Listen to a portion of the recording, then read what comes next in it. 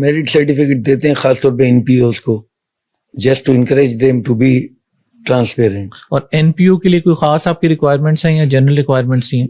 नहीं, एनपीओ के लिए तो पिछले 3-4 साल से क्राइटेरिया अलग से बनाया गया है, क्योंकि एनपीओ का जो फंड प्रोवाइडर है वो तो डोनर है, and donor also want transparency, he wanted to use the utilization of funds, and NPO receive fund from various source, some are called donation, zakat, and the user want to know the specific utilization.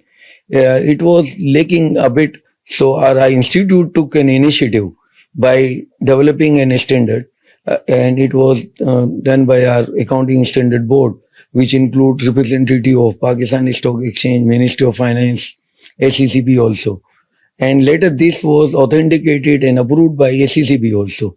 So by virtue of that, all NPOs will now be required to disclose the utilization of their, specifically the Zakat fund.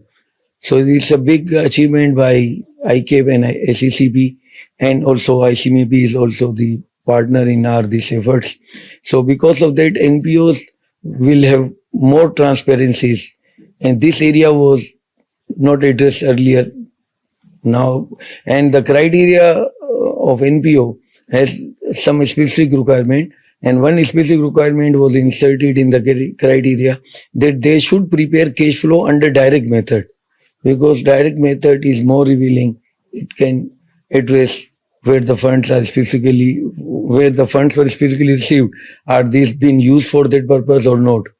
About 24 years ago, our institute's technical committee issued an ATR 17, which address the issue of issuing a specific audit report for NPOs. Later it was amended. Now it's again under revision, and this revision will take care to include those companies which are not comes under the umbrella of SECB under section 42. So it may be applied, this disclosures requirement, for society company NPOs which are registered under Societies Act and under Trust Act.